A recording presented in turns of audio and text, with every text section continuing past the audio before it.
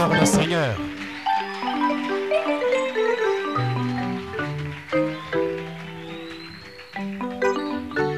Veuillez vous mettre un instant. Ninawasihi.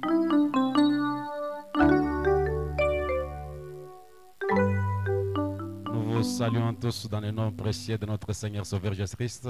Tunawasalimu nyote kwa jina la damani la Bwana Yesu Kristo. C'est comme ça qu'il faut adorer. Ndio hivi unapaswa kuabudu kweli. J'avais entendu une déclaration faite par un homme de Dieu. Nilisikiaga ile siku andalisho ambalo lifanyika na mtumishi wa Mungu. Il disait que si je serais parti de l'autre côté et quelqu'un vienne prêcher les fausses doctrines dans mon église, je vais lui apparaître. Waga nasema eti nikienda upande wa pili na mwingine akija kufundisha mafundisho mabaya, nitamuonekana mbele yake. Alors comme vous chantez là, j'ai compris que si peut-être je traverse de l'autre côté avant, Kwa hivyo et mnavyoimba que nimeelewa vous kama chantez comme ça, je peux vous apparaître. kama hivi kweli itaonekana kati yenu. Que le trou puissant vous bénisse richement. Wa uwezo sana wabariki. Honorable Franck, c'est comme ça, non?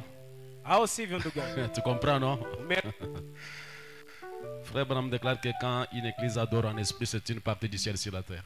Ndugu anasema eti wakati kanisa naabudu katika kiroho ni sehemu ya mbingu hapa duniani. Les offrandes d'anniversaire et les enfants consacrés, Hapa kuna wale wanasherehekea siku yako ya kuzaliwa na watoto wa kuweka wafu. on peut les amener. Unaweza karibia kumbele kati.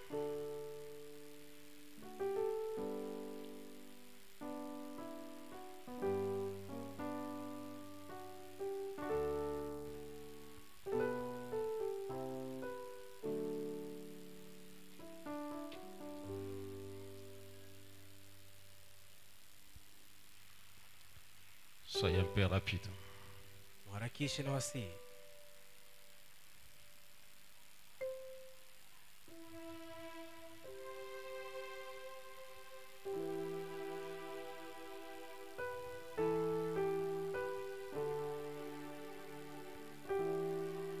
On commence par notre ami qui est venu le premier. Comment ça va? C'est Habari gani mwana? Tu es très gentil. Ça va, nous prions. Précieux Père Céleste, nous bénissons ton saint et glorieux nom pour une année qui vient de totaliser ce petit bébé Seigneur de ce côté super. C'est toi qui l'as gardé, protégé, chef suprême. Nous te disons merci pour cela. Par cette occasion, nous nous souvenons de ta parole que tout ce qui te bénira sera béni, Père. Je bénis réellement, Seigneur, ce petit enfant, ô Dieu, et je le souhaite un joyeux anniversaire. Au nom du Seigneur Sauveur Jésus-Christ. Amen. Merci beaucoup. Chérie, comment ça va? Inania? Ça va aussi. Gracieux Père Céleste, nous bénissons encore ton Saint-Nom, Père, pour une année qui vient de totaliser, Seigneur, ce petit bébé, Père Tout-Puissant. Laisse que ta main puissante, minable, soit sur elle, alors que je la bénis, Père, et je le souhaite un joyeux anniversaire au nom de Jésus-Christ. Amen. Sois béni. Approchez. 3 ans. Tendre et glorieux Sauveur, sois encore béni, Père, pour ta grâce. C'est toi qui as gardé ce petit enfant, Seigneur, alors qu'il vient de totaliser 3 ans. Avec ma main posée sur lui, je le bénis, Père, et je bénis les années qui sont devant lui, en lui souhaitant un joyeux anniversaire au nom de Jésus-Christ. Amen. Merci.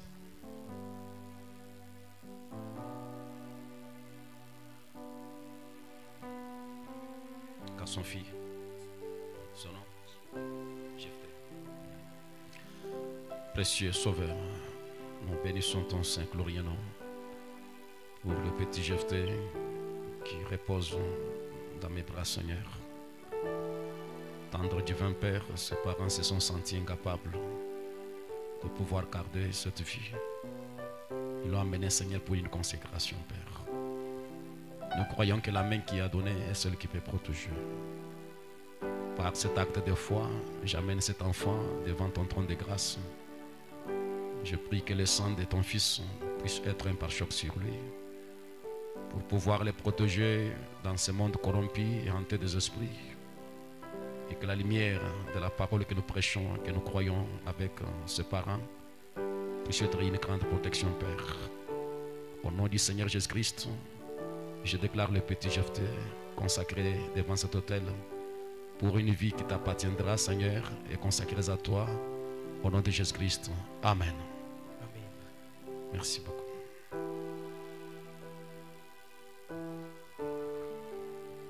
Merci.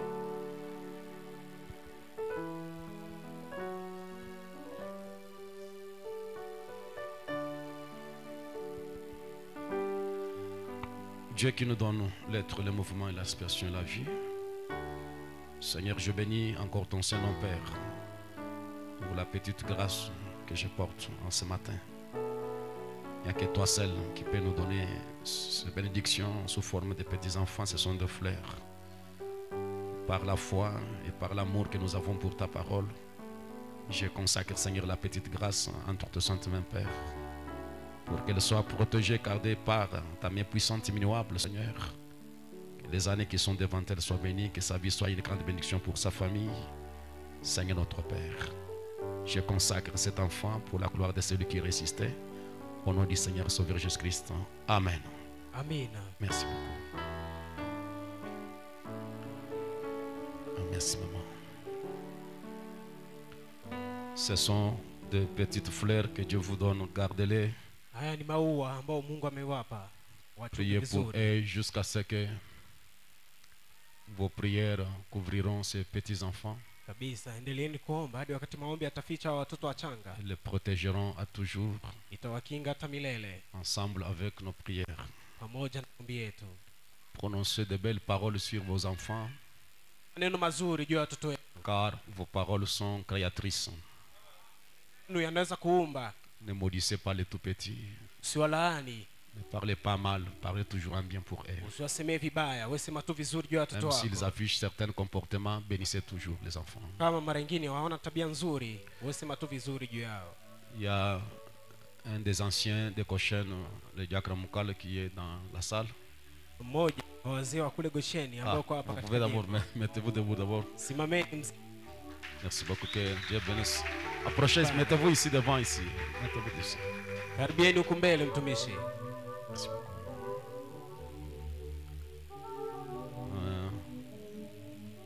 C'est l'un des anciens qui nous ont vu comment nous avons évolué. Ni mmoja wa wazee ambao alituona wakati tunaendelea. Et même quand j'écris les messages, je l'ai trouvé dans les messages. Hata nilipoamini ujumbe, nilimkuta katika ujumbe tayari. Quand j'étais chez les Rémans, il venait chez moi, on partageait. Kwa Rema alikuwa kuja kwangu na tulikuwa tunaongea naye.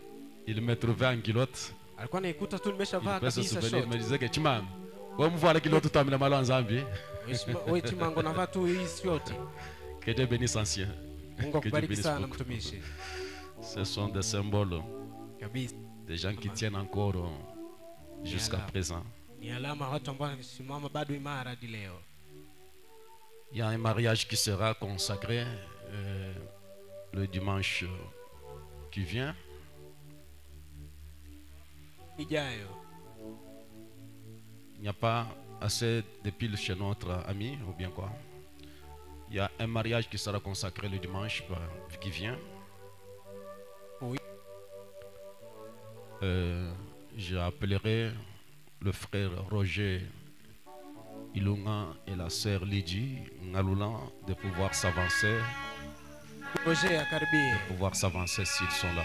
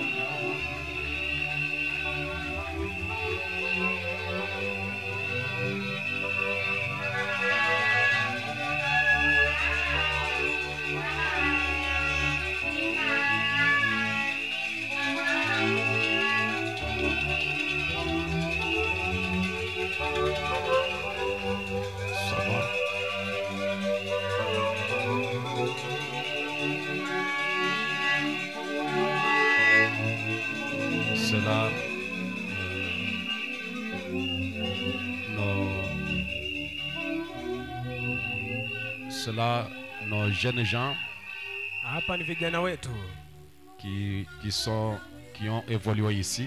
kabisa, walishinda sana juu ya kuwa pamoja. Si vous connaissez quelque chose Ukiwafahamu vizuri hawa watu qui peut être quelque chose à redire, venez nous inaweza voir kuwa avant le dimanche. kitu cha kusema eti mjeni na muone mbele ya Veuillez Jumapili. rentrer à votre place. Rudieni mahali yenu.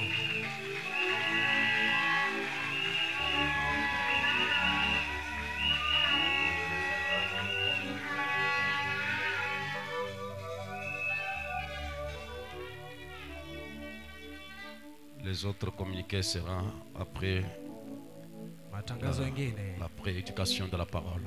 yatafuata kisha mahubiri la neno. Par conséquent, Hivyo basi, prière de vous lever pendant que nous chantons Jésus à une table. na wasi simameni wakati tunaimba wimbo. Et cela vient du nez. Jésus à une table. Les Yesu saints de Dieu sont bénis. yuko na meza.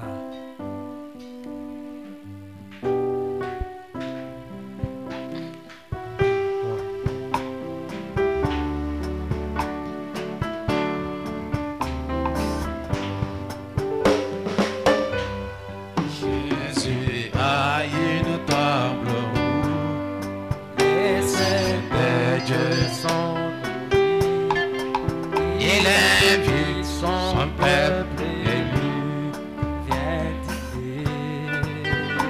Oh, chantons et nourris avec sa main. Voilà et pouvoir à nos besoins.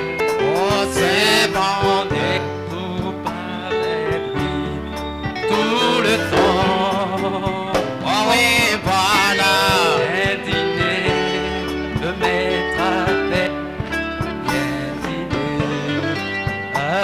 Alléluia. Tu peux fêter à sa table tout le temps. Voilà tout le temps.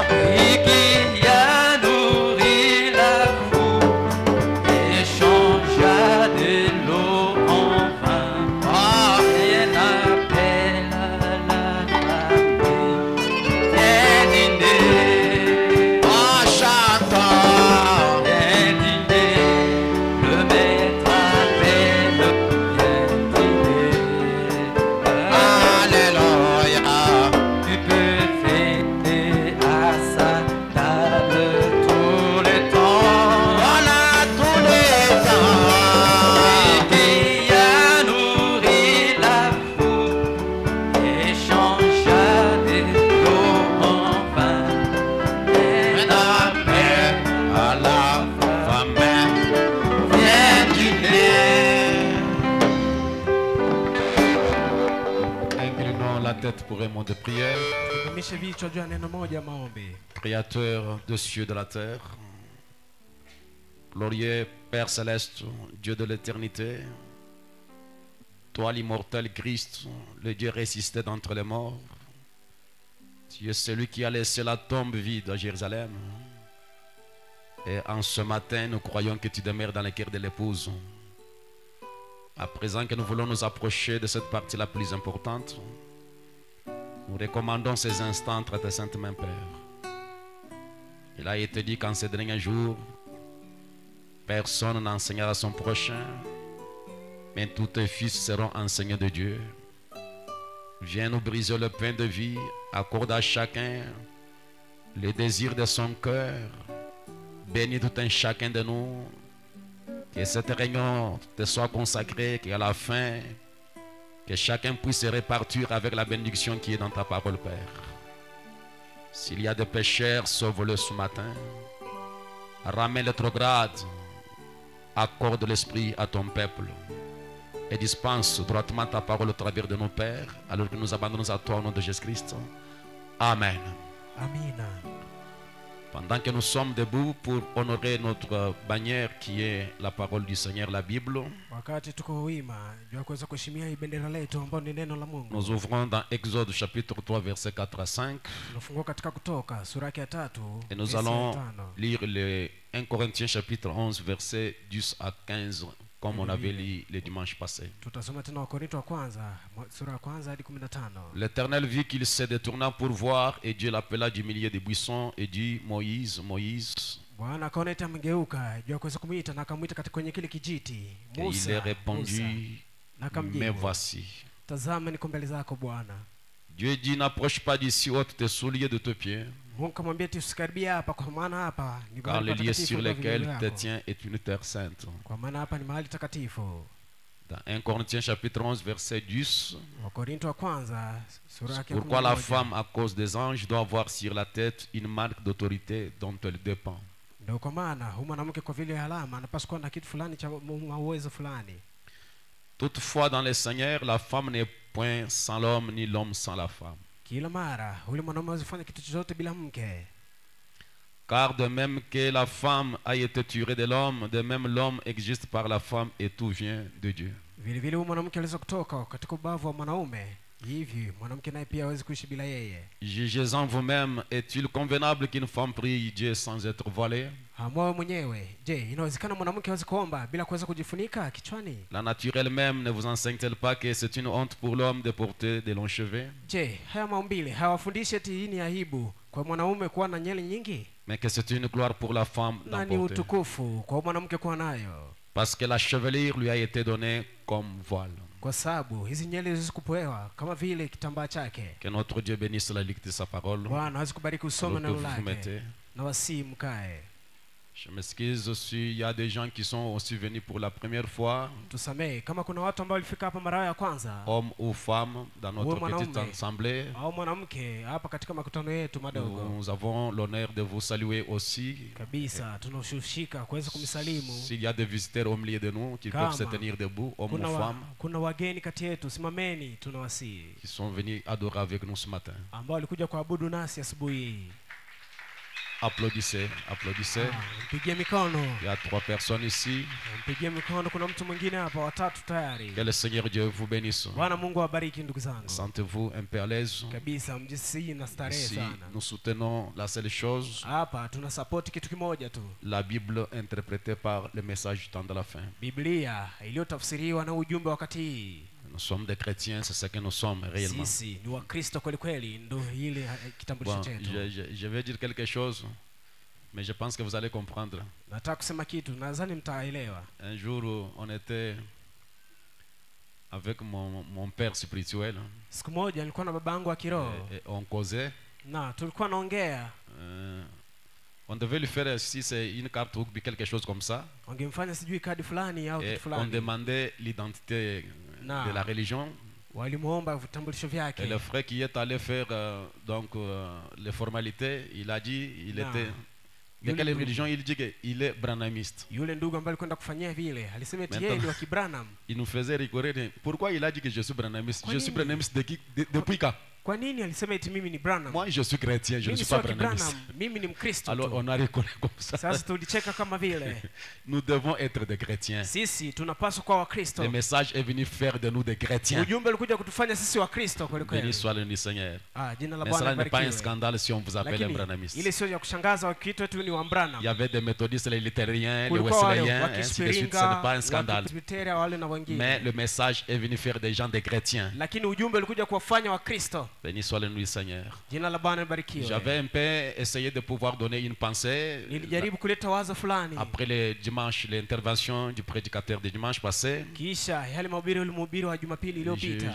J'avais un peu fleuré sur la chevelure de la femme. Nilitaka kusema juu ya nywele za mwanamke. Qui lui a été donné comme donc les voiles. Ambazo alipewa kama vile mshunga au juste des mises au point. Ile ilikuwa ni mambo ya kurekebisha tu. Et je pensais que je puisse aborder quelque chose dans ce sens-là. Nilizani niseme kitu kama vile. Avant que nous puissions parler de l'épouse spirituelle. Mbele ya kusema juu ya bibi harusi ya kiroho. Si le temps peut nous permettre en ce matin. Kama tunaweza kuwa na wakati asubuhi. Nous avons une responsabilité, c'est de vous garder en plein milieu de la parole. Sisi tuna majukumu ya kumichunga katikati ya neno. Pour que vous ne puissiez pas aller ni de l'extrême gauche ni l'extrême droite.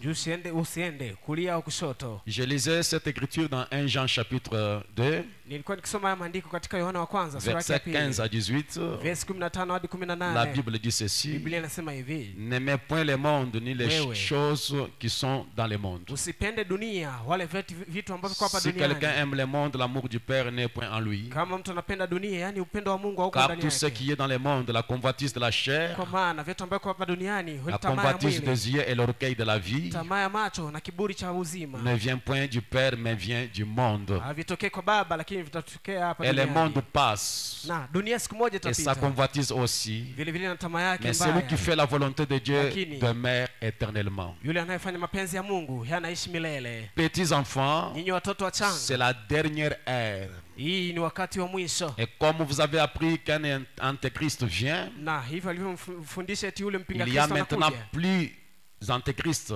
Sasa ule mpinga Kristo yuko Par sana zaidi. la connaissance que c'est la dernière ère. Kupitia yale maarifa ya kujua eti hii ni wakati Il y wa a mwisho. maintenant plusieurs antéchrists. Kuna wale wapinga Kristo wengi. Par là, nous connaissons que c'est la dernière ère. Kuanzia pale tunajua kama eti ni saa ya mwisho. Et cette écriture que vous voyez et vous entendez, Na hii andiko mnaona, et mnasikia quand on parle de l'antéchrist, wakiwaambia juu ya ule mpinga Kristo, ça sous-entend que c'est quelqu'un qui est Yani- totalement opposé à Christ. yani inamaanisha yule anayempinga Kristo kweli kweli. Il s'oppose totalement à Yani Christ. anampinga Kristo. Et vous pouvez penser, mais peut-être même Non. quand on parle de Christ, il peut Anakufanya afficher une mauvaise ufikirie, aptitude ou wakisema juu ya vous Kristo, pouvez partir. unadhani eti kuna mara na unaweza kwenda vile Et vile. des fois, on pensait que donc Antéchrist, Mara nyingine unaweza kuwaza eti ulimpinga il est Kristo. donc totalement contre la parole du Seigneur, contre la Bible. Yeye ni mpinga Kristo kweli kweli juu ya neno Mais lote. j'ai une pensée que j'aimerais d'abord aborder. Lakini nataka kusema eti nianzishe, Parce que comme j'avais dit la fois passée, kwa sababu kama nilivyosema mara en iliyopita, parlant sur cette chevelure qui a été donnée à la femme comme le voile, nikisema juu ya hii nyele ambayo ilipewa kwa mwanamke kama c'est vile pour vous msuli, décrire les genres de femmes que nous devons avoir. juu ya kuweza kumeonyesha mwanamke gani tunapaswa kuwa Et naye. comme Frère Branham déclare que Non. si vous entrez dans une église, Hivi ndugu Branham anavyosema, ukiingia que vous katika voulez kanisa connaître la position et le niveau de l'église, na ukitaka kujua msimamo gani wa vous kanisa, devez regarder du côté des femmes. kwanza unapaswa kuangalia upande wa Et wanawake. je vous ai dit que j'en parle de cette Na manière, niliwaambia eti nasema kama que hivi, les femmes elles comprennent quel Et genre puis- de femmes elles sont, wanawake gani tunapaswa kuwa nao na que les wakoje. mariés comprennent quel genre de mari ils Na sont, wale waliooa wajue kabla eti et que wameoa les jeunes na gens wakoje. comprennent quel genre de femme donc Non. épouser. Vijana waelewe wanamke gani wa kuoa. Dans ce message intitulé Exposé des âges, Katika le ujumbe. livre qu'il a écrit, Kuonyeshwa kwa vizazi saba, à son page 85, ukurasa wake 85. Frère Branham dit il Branham serait anasema hivi, difficile de retirer une fausse impression de ce que nous disons eti ilikuwa vigumu sana kuweza kuondoa haya mawazo à baya cause de la force avec laquelle je dis ceci. juu ya hii ambayo nasema hivi. Vous pourriez croire que cet esprit anti-parole, antichrist, Unaweza kuamini kwa huu roho wa c'est kupinga un Kristo rejet complet de la parole. kabisa, ni kukataa neno kweli kweli, Et qu'à l'apogée de ce rejet, na kukataa ile neno il régnera la Bible. hayo Quand itatawala. il arrivera au sommet de ce rejet, Wakati utafika kwenye chongo, kwenye il mlima va kule totalement juu, rejeter la Bible. pale pale utakataa neno Mais lote. cet esprit antéchrist, Lakini ule roho wa Frère mpinga Branham dit, Kristo, mais c'est non, mais non, ndugu Branham anasema eti hapana, ce n'est pas cela du tout. sio vile. Antichrist, Mpinga Kristo en fait, c'est Apocalypse 22, 18 à 19. kiukweli ni Ufunuo 22. Que nos amis qui sont là pour Wandugu projeter ambao hapa. les citations peuvent m'aider. Unaweza kutusaidia na kusomea ile Apocalypse, chapitre 22, Ufunuo 22 nasema versets hivi, 18 à 19. verse 18 hadi C'est 19. cela le caractéristique de l'Antéchrist. Pale ndo kuna tabia ya ule mpinga Kristo. Qu'est-ce qu'il est dit là? Anasema nini Je pale? le déclare à quiconque entend les paroles de la prophétie Naisema kwa yote anayesikia maneno ya nabii. de ce livre. Ni hayo hichi Si kitabu. quelqu'un y ajoute quelque chose, Kama mtu anaongeza neno Dieu le fulani, frappera de fléaux de gris dans ce livre. Mungu atampiga katika hayo mapigo ambayo Si yameandikwa quelqu'un katika retranche kitabu. quelque chose des paroles du livre de Mtu cette akiondoa prophétie, sehemu fulani ya neno ambayo imeandikwa katika Dieu unabii, retranchera sa part de l'arbre de la vie et de la ville sainte décrit dans ce livre. Mungu ataondoa sehemu yake katika hii mji ambayo imeandikwa katika Et kitabu. Frère Branham dit, Na ndugu Branham anasema hivi, il s'agit de changer ne serait-ce qu'une seule parole en retranchant ou en y ajoutant. hapa ni kubadilisha tu neno moja, kuongeza au kuondoa. Donc, Antéchrist, c'est le fait mpinga de Kristo. retrancher ou d'ajouter ne fût qu'un seul mot, une seule parole. Ni ile kujaribu kuongeza neno moja, hakuondoa neno moja. Et le messager déclare, Na mjumbe anasema c'est hivi. la ruse que Satan a employée à l'origine dans le jardin d'Éden. Ule ndo ujanja ambao shetani aliweza kutumia kule katika bustani la Il a Edeni. simplement ajouté une petite parole à ce que Dieu avait dit. Kwanza. Cela a suffi. Kwanza aliweza kuongeza tu neno moja kwa ile ambacho Mungu alisemaga na Et c'est ilitosha. ça l'Antéchrist. Pale ndo mpiga Kristo. Et frère Branham continue en disant, Na ndugu Branham anaendelea kusema cela hivi. a apporté la mort et la destruction. Ile ileta kifo na uharibifu. Et Éphèse, c'était exactement pareil. Na kweli kweli ilikuwa vile. Même à Éphèse. Sasa alisema kwa Une seule chose, une seule parole neno tu moja d'ajouter, kuongeza, une seule parole de retrancher, neno tu moja kuiondoa. et l'esprit anti-parole, Na yule roho wa mpinga Kristo, antichrist, mpinga Kristo, mpinga neno, commençait à s'épanouir. alianza kutawala. Pour que l'antichrist puisse commencer à Ili. grandir, à s'épanouir, se Ule mpinga développer, Kristo uanze kutawala. c'est par le retranchement de la Ni parole kupitia kule kuongezwa, ou kuondoa les neno. ajouts à la parole du Seigneur. Kuongeza au kuondoa neno. Et le messager dit, Mjumbe anasema hivi. saisissez-vous maintenant Je, mnaelewa sasa? et revoilà ces jumeaux. Angalieni sasa wale mapacha. Et revoilà ces deux arbres Angalieni ile miti miwili qui poussent côte Baba. à côte dans la Baba. même taille, inayokuwa sehemu moja, qui ont part à la même nourriture, ambayo inakula chakula qui moja, boivent la même pluie, ambayo yanakunywa maji qui moja, tirent profit du même soleil. ambayo inapata jua moja. L'arbre devient l'arbre de la connaissance. Ule mti unakuwa mti wa Ils étaient maarifa. placés sur la même terre, Walikuwa tu pale katika udongo bénéficiant moja, le même soleil, ukipata jua moja, la même pluie. wakipata mvua Et le moja. message dit, Na mjumbe anasema hivi, seulement lakini tu ils proviennent de semences différentes, wao wana mbegu za kuachana, comme Caïn et Abel, kama vile Kaini na Abeli, comme Jacob kama vile Yakobo et Esaïe. na ule Esau. Frère Branham de Glace, Ndugu anasema hivi, l'un des arbres est pour la parole de Dieu, moja kati ya ile miti ni juu ya neno la Mungu, exactement tel que Dieu l'a donné. kabisa kabisa kama vile Mungu alivyosema. Ces arbres qui étaient dans le jardin d'Éden, Ile miti miwili ambayo ilikuwa katika bustani la l'un Edeni, de ces arbres moja ile miti est pour la parole de Dieu, iko tu juu ya neno la Mungu, tel que Dieu l'a donné. kabisa kabisa kama Mungu alivyosema. Il l'aime Hawa wanapenda et lui obéit. na wanamtii. Ça, c'est du côté de l'arbre de vie. Huu ni upande wa ule mti wa uzima. L'autre arbre Mti mwingine est issu de la semence qui est anti-parole umetoka kwa ile mbegu ambayo inapinga neno, et qui la change là où il veut. inayoibadilisha inaenda nao kule ambayo anapenda. Donc, l'arbre antichrist, Yaani ule mti wa mpinga Kristo, l'arbre de la connaissance du bien et du ule mal, mti wa kujua vibaya na vizuri, l'arbre de l'ennemi, ule mti wa adui, c'est un arbre qui va changer la ni parole mti ambao unabadilisha neno là où elle veut. kule ambako anapenda mwenyewe.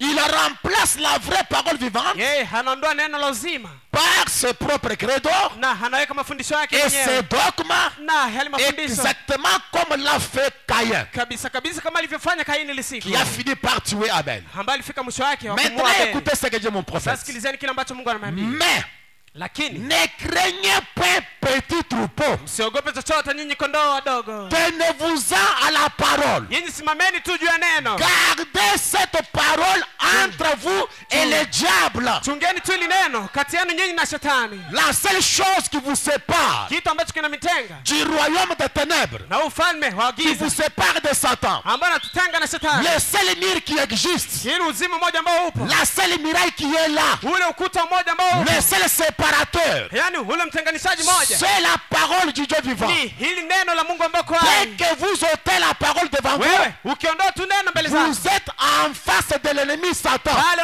uko mbele ya shetani. Vous Sasa vous embrassez avec le royaume ténébreux. wewe unakumbatiana kabisa na ile ule ufalme wa Vous allez giza. coopérer avec l'antichrist. Utaongea na ule mpinga Kristo. La seule chose qui peut écarter le diable loin de nous, Kitu kimoja ambacho kinaweza kututenga sisi na shetani c'est le mur de la parole. ni ule ukuta wa neno. C'est pourquoi Life Tabernacle, Ndio kwa maana uzima le maskani, désir de mon cœur, ile tamaa moyo et wangu que tout un chacun de ni nous kila mmoja kati yetu puisse garder cette parole aweze aweze kuchunga ile neno entre lui et le diable. kati yake yeye na shetani. Et cela dans chaque domaine de notre vie. Ile katika kila jambo. Pour vous qui voulez vous marier, wewe ambao unataka kuoa, mariez-vous selon la parole. wewe ni kufuatana na neno. Quand vous faites les affaires, wewe kufanya biashara, faites les affaires selon la parole. fanya biashara kufuatana na Quand neno. vous prêchez, wewe wakati unahubiri, prêchez selon la parole. hubirini kufuatana na Tout neno. ce que vous faites, yote unavyofanya, faites-les d'après la parole. uvifanye kufuatana na Dès neno. que vous écartez la parole, ukitenga tu neno, vous êtes face à face avec pale Satan. uko mbele ya shetani. Sasa Là, quand on dit que Tazanataza. pale ndo nasema kabisa umekutana naye ana kwa ana. Donc la parole du Seigneur, yani neno la c'est Bwana la seule chose ndo kitu kimoja qui nous sépare de Satan. kinatujenga na shetani. Entendre l'amen. Nataka mseme amina kwa ile. Et cette parole, na hili neno, l'arbre du côté de vie, huu mti wa uzima, il reçoit la parole unapokea neno tel que Dieu l'a dit. kama vile Mungu alivyosema. Il l'aime anaipenda et lui obéit. na anaitii. Parce que je peux dire et croire kwa sababu nasema, anaweza kusema nini? que ce matin, eti asubuhi les deux arbres sont représentés par cette humanité qui est là. ile miti miwili imewakilishwa na hii mkutano ambao Il y a dans cette assemblée katika mkutano ces deux arbres kuna ile miti miwili plantés dans l'un et dans l'autre. ambayo imepandwa kupanda Comment moja na nyingine. reconnaître l'arbre de vie? na ndio tutatambua huu mti Elle uzima. accepte la parole unakubali neno telle qu'elle est. kama alivyosema. Elle l'aime anaipenda et l'obéit. na anaitii. L'autre arbre là, mti mwingine il ule veut modifier la parole. unataka kurekebisha Il veut neno, changer la parole. unataka kubadilisha Il veut neno, altérer la parole. unataka kuzika neno. Mais du côté de l'arbre de vie, lakini huu upande wa mti ils uzima reçoivent la parole unapokea telle qu'elle neno est. kama ulivyo. Est-ce que je peux entendre l'amen? Je, mnaweza kusema amina kwa ile? Parce que nous sommes dans le temps de l'identification. Kwa sababu tu wakati wa kitambulisho. Ceux qui sont du côté d'Abel, wale ambao kwa upande wa Abel, ceux qui sont du côté de Jacob, wale ambao kwa upande wa Yakobo, ceux qui sont du côté de Moïse, wale ambao kwa upande wa Musa, ceux qui sont du côté de Jérémie, wale ambao kwa upande wa Yeremia, ceux qui sont du côté de Christ, wale ambao kwa upande wa Kristo, ils tiennent à la parole. wanashika tu neno. Il ne veut pas qu'on puisse ajouter ni hawataki retrancher à ce que Dieu a dit. kwa kile ambacho Mungu alisema. La raison pour laquelle je viens de lire Ndio kwa maana tuka kusema hivi dans Exode chapitre 3, katika Kutoka sura yake ya 3, Dieu dit Mungu à anasema, Moïse, anamwambia Musa, la terre sur laquelle vous êtes, katika huyu C'est maeneo une terre sainte. masimia ni kabisa maeneo matakatifu, ôte ondoa Tes souliers. viatu yako. Moïse n'a pas ôté son chapeau. Musa hakuondoa kofia yake. Dieu a dit, Mungu alimwambia les hivi, souliers, ondoa viatu. Moïse devait carrément ôter Kuna mara les Musa souliers. aliweza kuondoa moja kwa moja viatu. Si Moïse disait, Kama Musa angeweza ça peut kusema être le kofi, kuna mara ni kofia, Ça n'allait pas marcher. havikiendeka. Il devait croire la Ange. parole Ange. telle que Dieu l'a dit. Angepaswa kuamini neno kama vile Mungu alivyosema. c'est pourquoi ce matin, je vais évoluer avec ce que je vais parler Ndio kwa maana asubuhi hii inaendelea na kila et mtu faire ces mises au point sur le port de chapeau pour les femmes. kufanya hali marekebisho juu ya kule kuvaa kofia kwa wanawake. Dimanche passé, nous avons déclaré que la chevelure lui a été donnée comme voile. Jumapili iliyopita tuweze kusema eti Et ile les femmes. nyelo aliweza kupewa kama kofia. Les femmes, à cause des anges, Wanawake juu ya malaika Doit avoir une marque d'autorité dont elle dépend. wanapaswa kuwa na alama fulani ya mamlaka. on ne raisonne pas avec la parole. Hawezi kutafakari na neno. Et on ne veut pas que la parole puisse nous plaire. Hatuwezi kupenda neno litufurahishe tu sisi. Nous devons croire la parole, Tunapaswa kuamini neno. qu'elle nous arrange ou pas. Hao itufurahisha au hapana. Croire la parole Kuamini neno telle qu'elle. kama ilivyo. Dans son message intitulé Présumé prêché le 8 avril 62. Katika mahubiri yale mafikara mabaya. Au paragraphe 33, je prends quelque chose au milieu. Aya 33 tunachukua kitu fulani mle ndani. Un prédicateur me parlait disant, Frère Branham, Ndugu bwana anasema hivi. Yule mhubiri alikuwa ananiambia akisema hivi. c'est un prédicateur cambélite, un Yule ni chrétien. mhubiri wa kila Mbeleti kule Mkristo. Il a dit, Alisema, j'ai dû me cacher le visage pour me moquer de quelques drôles de chapeaux que ces femmes portaient. nilijaribu sana kujificha uso juu ya kuweza kucheka zile kofia ambazo wale wanawake walikuwa wanavaa. Il disait à Frère Branham, j'ai vu des femmes porter des Ndugu drôles Branham. de chapeaux. Niliona wanawake wanavaa kofia zingine ambazo Et quand j'ai vu ces chapeaux, na wakati niliona ile je me kofia suis caché le visage nilijificha uso pour me moquer d'eux. kwa ajili niweze kuwacheka vizuri. Écoutez la réaction de Frère Branham. Sikilizeni kisa ambao ndugu Branham alisema. J'ai dit, Nilisema, où avez-vous dirigé votre sujet? wewe mada lako meliongoza wapi? Quand vous avez vu ces drôles de chapeaux, Wakati unaona zile kofia ambazo zinakushangaza et vous vous êtes moqué de ces femmes, na ukaanza kuwacheka wale wanawake, où est-ce que vous avez dirigé votre sujet? sasa ule mada lako meliongoza wapi? Frère Branham dit, Ndugu Branham anasema hivi, dirigez-les là où il faut. uongozi kule ambako kunapaswa. Prédicateur, vous êtes avec moi? Je, mhubiri uko pamoja nami? Là où vous voyez le péché, Kule ambako unaona dhambi, là où les choses ne marchent kule pas, ambako vitu haviendeki, là où il y a un kule problème, ambako kuna c'est tatizo, là où la prédication doit commencer. ndipo pale mahubiri yanapaswa kuanzia. Vous ne voyez pas le mal Je, hamuoni vibaya? sur un point et Yeah, vous vous évitez. na unaepuka Vous ile, commencez à parler d'autre chose unaanza kusema alors vitu que le vingine. péché est en face de vous. Ijapokuwa dhambi iko mbele yako. Frère Branham dit, Ndugu Branham anasema hivi, ne dorlotez ni chuchotez la chose. wewe usibembeleze kitu au kukinyenyekeza. Ne caressez pas la Wewe, chose. usikibembeleze au kukidekeza. Vous ne pouvez pas chuchoter Ouais. le péché. Hauwezi kudekeza dhambi. Vous devez le condamner. Wewe unapaswa kuhukumu pale pale. Condamner la chose. Hukumu kile kitu. C'est mal. Ni Éloignez-vous-en. Na hauwezi kabisa kuvumilia. C'est ça un prédicateur de l'évangile. Yule ndo mhubiri wa Injili. C'est ça un pasteur. Yule ndo pastor wa kweli.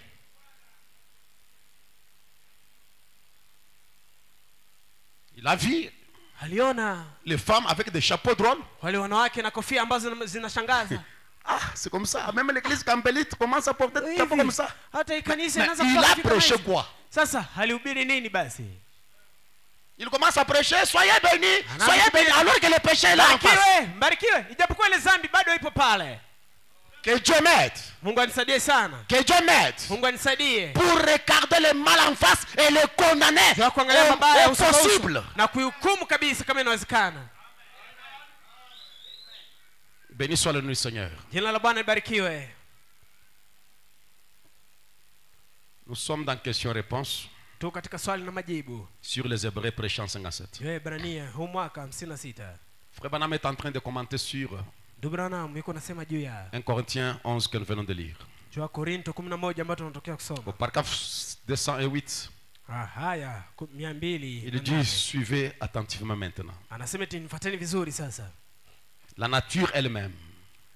Maumbile Sur le yao verset wenyewe. 14. Ni kwenye Ne vous enseigne pas le cas, c'est une honte pour un homme de porter de longs cheveux. Hawaambie kabeti ni aibu jua mwanaume kuwa na nyele nyingi. Ça, c'est pour la femme, les longs cheveux. Hii ni jua wanawake nyele Mais que c'est ndefu. une gloire pour la femme de porter de longs cheveux. Na ni utukufu jua mwanamke kuwa na nyele nyingi. Maintenant, de Sasa quoi parle-t-il? anasema jua nani ya nini hapa? D'un chapeau que vous portez? Kofia ambayo mnavaa Vous, les catholiques dans l'église? nyinyi wa Katolika wa kanisani. Certainement pas.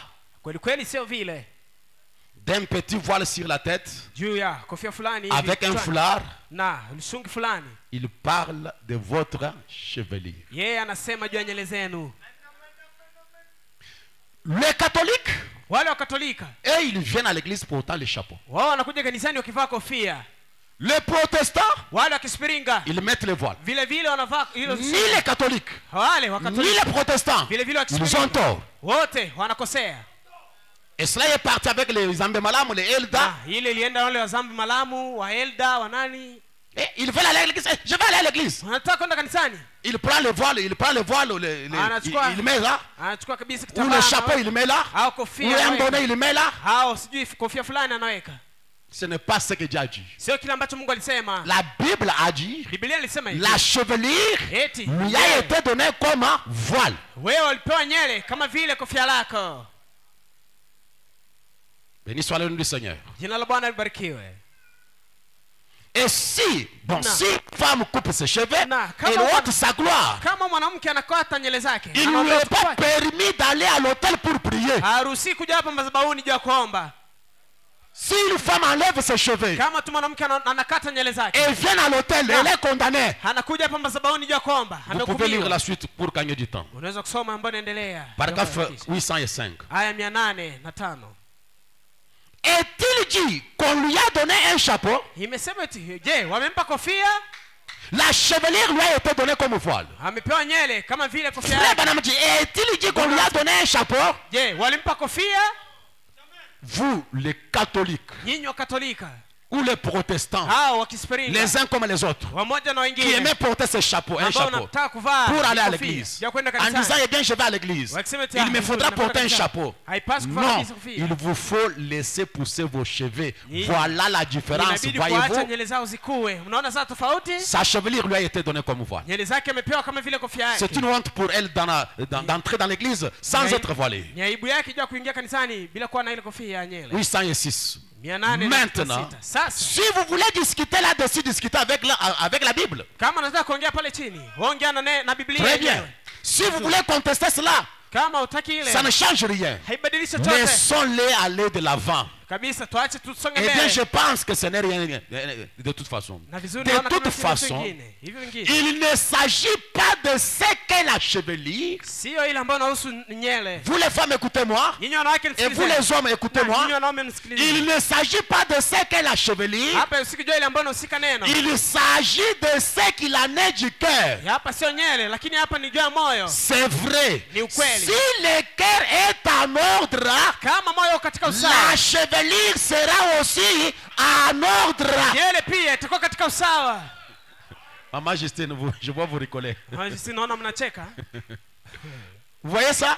Unaona ile? Si vous voulez voir si une femme est en ordre dans Kama son unataka cœur, kuona eti huyu mwanamke yuko katika usawa, regardez la chevelure. angalia tu nywele zake. Le dimanche passé, Frère Branham a dit, Jumapili iliyopita une femme maquillée avec des histoires et ainsi de suite, mwanamke aliyejipodoa na nini na ça nini. prouve qu'il n'est pas en ordre avec Dieu. Inaonyesha kama eti hayuko Il katika usawa na y Mungu. a un feu dans son cœur. Yeye kabisa na kitu moyoni Et mwake. Frère Branham nous a dit beaucoup de choses. Na ndugu bwana anatuambia vitu vingi. Si la chevelure de la femme n'est pas tranquille, Kama tu nywele za mwanamke haziko comme katika Frère Branham usawa. a dit que vous, femmes, laissez vos cheveux tranquilles. Hivi ndugu bwana alivyosema eti nyinyi Ce n'est pas le problème des cheveux, sio tatizo la c'est nywele. le problème du cœur. Ni tatizo la Si moyo le kwanza. cœur est en bon état, Kama tu moyo katika la chevelure sera aussi en ordre. vile vile nywele nayo itakuwa katika Est-ce que usawa. je peux entendre la main? Je, unaweza kusema amina kwa ile?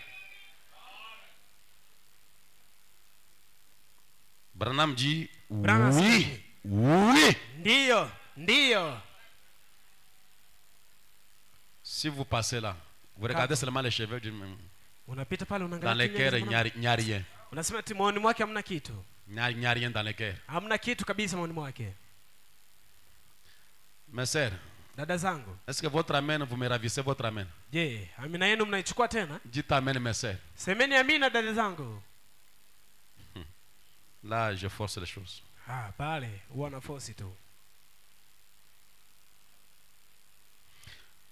Dans l'unité, Katika muungano. prêchez le 11 février 62. Hii tarehe 11. Je parle d'abord de la femme naturelle avant d'aller à notre femme spirituelle. Na singia kwanza kuna mwili wa kawaida mbele ya kwenda katika mwili wa kiroho. Huyu mwanamke wa kiroho.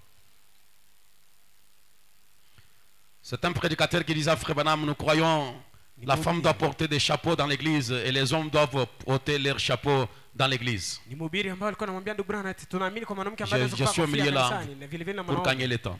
Na harakisha sana. Il a dit, nous croyons au fait qu'elles doivent se couvrir la tête, ainsi de suite. Il a dit ensuite d'autres questions que les gens viennent vers nous et disent que c'est l'ange du Seigneur qui vous dit tout. Chaque parole que vous dites vient de l'ange du Seigneur. Et Frère Branham, c'est très difficile de lutter contre une telle chose, dit-il dans mon église. C'est quelqu'un qui aimait le ministère de Frère Branham. Mais il trouvait que Frère Branham était en erreur en rapport avec le fait de ne pas porter les chapeaux. Au paragraphe 130, je lui ai envoyé la réponse. Mon précieux frère, je ne suis pas en erreur. 1 Corinthiens chapitre 11 dit que la femme doit se couvrir la tête. Et pourquoi? Puis au verset 15, il est dit que ces longs cheveux lui ont été donnés comme voile, pas un chapeau. Branham dit, c'est un esprit catholique. Cet esprit catholique a assez longtemps dominé l'église. Sa longue chevelure et son voile. Le fait de porter des chapeaux, c'est un esprit quoi? Catholique de Rome.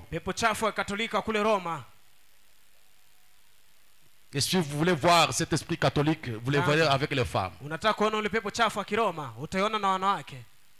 Si vous la voyez aujourd'hui, chapeau rouge, demain chapeau blanche, vert demain, l'autre il vient avec le chapeau noir. Dites-lui seulement que c'est un esprit. Un esprit catholique. Vous les hommes luttez avec cet esprit catholique. La question-réponse sur le Saint-Esprit. Frère Branham, parlant de 1 Timothée chapitre 2, la Bible déclare, au paragraphe 110, je prends quelque chose au milieu. Je veux aussi que les femmes vêtues d'une manière décente. On ne devrait même pas en avoir à demander ça, n'est-ce pas? Écoutez bien ceci avec pudeur, modestie, et ne sépare ni de tresses, ni d'or, ni de perles, ni d'habits somptueux. Mes frères, je suis en train de vous aider. Ici, j'espère. Tous ces chapeaux et renouvelés tous les jours, ou tous les 3 jours. Vous voyez? Ça ne convient pas à des chrétiennes.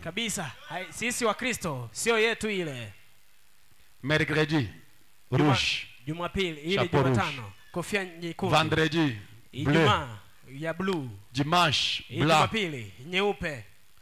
Tous ces chapeaux qu'on renouvelle tous les 3 jours, ça ne convient pas à des musulmans. Laissez les catholiques en porter. Laissez les musulmans porter ça. Que les chrétiens disent Amen. Ça ne convient pas à des chrétiennes. Qui sont chrétiens ici?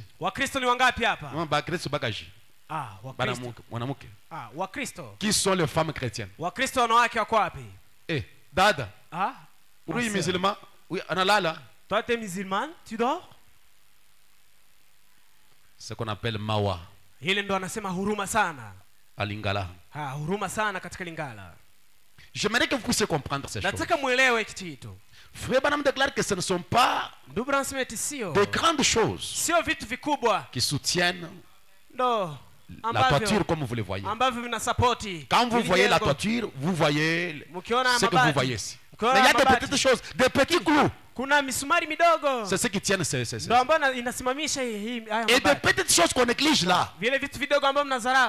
Voilà ce qui ne va pas. Le port de chapeau pour les femmes chrétiennes, ça n'existe pas. Ça ne convient pas aux femmes chrétiennes. Vous pouvez lire la même chose dans les dieux de cet âge mauvais, paragraphe 153, 154. Je passe. Reconnaître votre jour et son message. Prêché en 64. Au paragraphe 155, je suis dans la voie de Dieu. Je ne sais pas si c'est la même chose sur le programme de Shekina. Les pousser à se couper les cheveux. Eh bien, ils disent notre église ne s'arrête pas à ça. Savez-vous pourquoi? Ils sont aveugles. Il n'y a pas de mal à vous couper les cheveux. La Bible dit que c'est mal. Même s'il est un descendant, de même que vous coupez les cheveux et priez même. Vous dites bien, la femme doit être voilée. La Bible dit que sa chevelure et son voile, pas un chapeau, sa chevelure. Que serait-il passé si Moïse avait dit, je vais ôter mon chapeau au lieu de mes souliers? Ça n'aura pas marché. Non, comme on a dit, je n'ai pas les cheveux et je cherche même les chapeaux. Je porte les chapeaux. Ce n'est pas le chapeau qui est devant. Il a dit la chevelure, pas chapeau. Gloire à Dieu. Il a aimé ça, j'en suis sûr. Que Dieu soit loué. Ce qu'il dit, c'est exactement ce qu'il veut dire. Maintenant, il y a une petite histoire ici racontée par Frère Branham.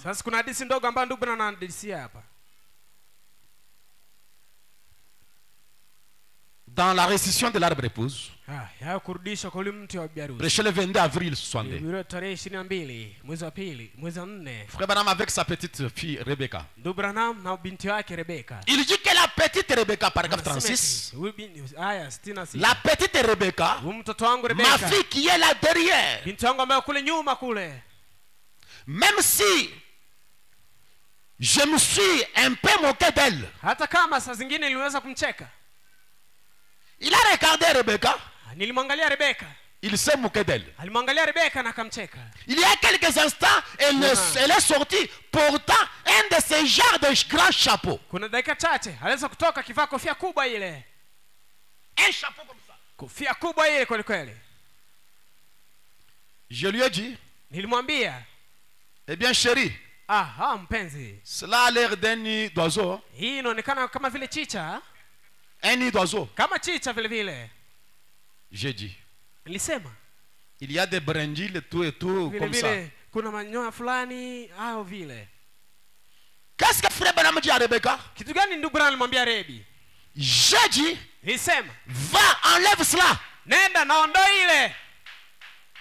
C'est la fille du prophète. Elle sort avec un chapeau là drôle. Un gros chapeau. Le prophète s'est moqué d'elle. Pas seulement il s'est moqué d'elle. Elle a dit, Rebecca, enlève ça.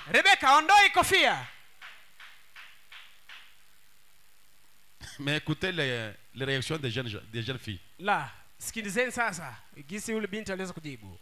Et alors elle s'est vengée de moi. Quelques instants après, elle est revenue, vous savez, la façon dont elle s'est vengée, c'était de revenir. Elle est entrée avec un très gros sac à main qu'elle portait. J'ai dit, d'où vient ce truc? Un sac à main comme ça. J'ai dit que ça vient d'où? Écoutez la réponse de Rebecca. Elle dit, papa, j'ai de grands pieds. Ainsi je peux porter tout simplement un gros sac à main pour que ça concorde. J'ai de gros pieds, papa. Alors il faut que je porte un peu un gros sac à main pour que ça puisse concorder avec les gros pieds. C'est pour se venger de son papa. Comme tu as refusé le chapeau, alors je prends un gros sac.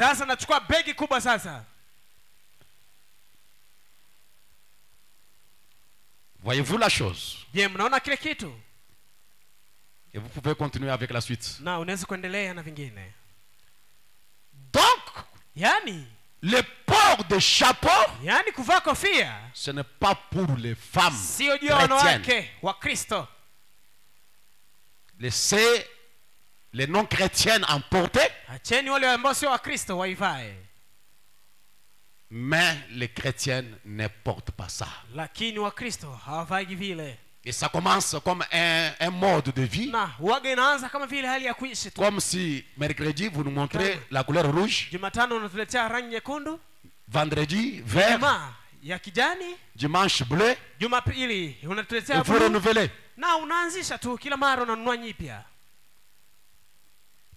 Quelqu'un peut-il dire amen?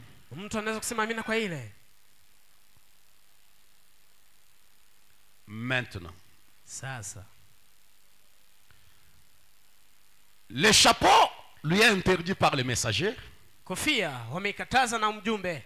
Mais elle peut porter des bonnets pour se couvrir la tête contre les poussières. Lakini unaweza kuvaa ile kofia nyingine ya kuweza kufunika juu ile mavumbi. Il y a les chapeaux. Kuna kofia kama kepi. Il y a aussi les bonnets. Kuna vile vile na ile kofia nyingine ambayo inafunika tu kichwa wenyewe. Une femme peut porter les bonnets. Yule mwanamke anaweza kuvaa ile kofia ambayo anaita bonnet. Peut-être sa chevelure n'était pas bien arrangée. Kuitengeneza vizuri. Peut-être il y a trop de poussière comme dans notre ville il y a beaucoup de poussière. Kuna mavumbi mengi kama katika mji wetu. Elle peut porter un bonnet. Anaweza kuvaa ile kofia nyingine ambayo anaita bonnet. Dans message Abraham prêchant 55. Ujumbe ambao umehubiriwa kwa mwaka 65. Le 8 juin 55. Tarehe 8. Au paragraphe 49 il dit. Haya 49. Remarquez, je peux voir Sarah là, une petite grand-mère. Angalieni, tamwona Sarai kule yule mama mzee. Portant un petit bonnet pour se protéger de la poussière. Akivaa kale kakofia kadogo ndio kuweza kujikinga juu ya mavumbi. Sarah, elle portait un petit bonnet pour se couvrir la poussière, protéger de la poussière, de la poussière. Akivaa kale kakofia kadogo ndio kuweza kujikinga juu ya mavumbi. Quand l'ange est descendu dans la maison de Tyrwhite, wakati yule malaika aliweza kushuka katika nyumba ya Tyrwhite, et que le désir de son cœur lui a été donné, la sœur à Tyrwhite portait un bonnet pour se protéger contre la poussière. Les bonnets ne se portent pas comme la mode, mais c'est pour se protéger contre la poussière. Et voilà ce que dit votre prophète. D'en parle à cette montagne. Prêchez le 23 novembre.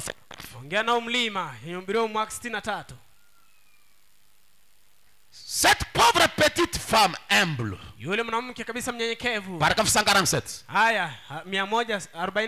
A-t-il été assis là? Elle portait un petit bonnet pour se protéger de la poussière. Comme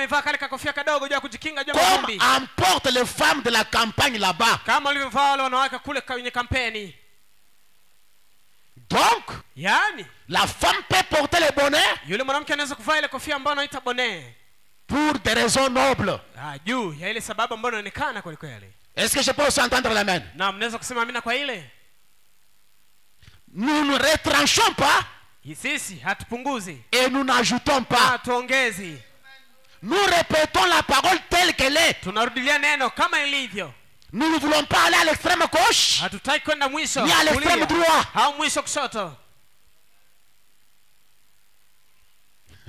Là, j'ai besoin encore de vos amens.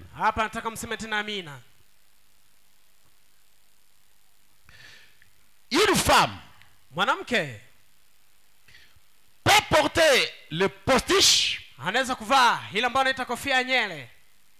porter une perruque. S'il y a un défaut à sa tête, si elle n'a pas de longs cheveux, si ses cheveux sont très fins, cette dernière peut porter la perruque.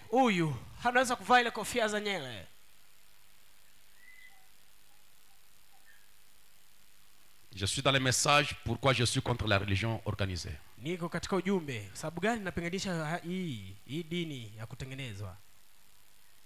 On avait lu la fois passée le dimanche. Au paragraphe 201. Je prends juste quelques phrases là-bas. Si vous n'avez pas du tout de cheveux, que vous désirez porter une perruque, ça sera en ordre. Mais portez-en une qui vous donne l'air humain. Toi, tu es une femme noire. Tes cheveux sont censés être noirs. Et vous allez porter une perruque rouge, jaunâtre. Tu deviens blanche ou bien quoi? Quand vous voulez porter ce genre, s'il y a un défaut comme je viens de le dire, portez une qui vous donne l'air d'un être humain. Dans question-réponse du numéro 3 du 30 août 64. tarehe 30 mwezi wa 8 mwaka 64. Frère Branham déclare au paragraphe 209, je descends. Mais je commence avec 210. Si vous n'avez pas de cheveux et que vous en voulez un, si vous pouvez le faire, c'est parfaitement juste. Oui, messieurs. Si une personne n'a pas assez de longues chevelures et qu'elle désire pour un postiche là-dessus, je lui dirais portez-les serres. C'est la raison pour laquelle j'ai dit au diacre, si vous voyez ces femmes avec ce genre de choses, des perruques ainsi de suite, essayez d'abord de l'approcher, qu'elle vous dise la cause. Mais pourquoi elle emporte? Si un homme attrape un gros rime ou quelque chose de ce genre, qu'il désire d'une certaine façon, même si c'est pour avoir une belle apparence aux yeux de sa femme,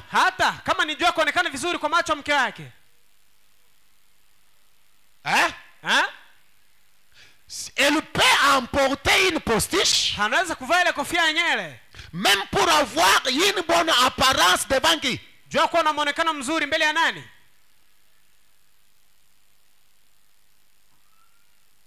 S'il désire porter un postiche, qu'il le porte, oui, certainement. Il n'y a pas de faux à cela. C'est comme si une personne qui n'a pas de cheveux, on peut lui donner un postiche qui a la forme de cheveux, mais c'est les cheveux artificiels. Mais sœur, je n'ai pas dit que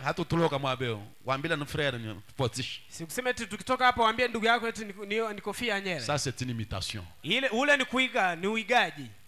On a dit postiche.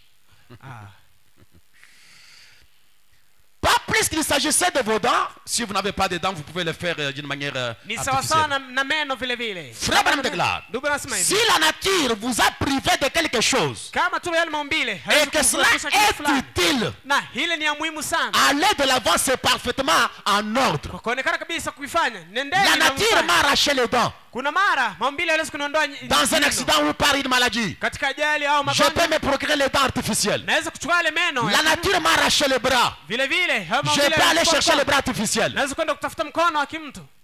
Mais je ne peux pas enlever ce qui est original pour remplacer par l'artificiel.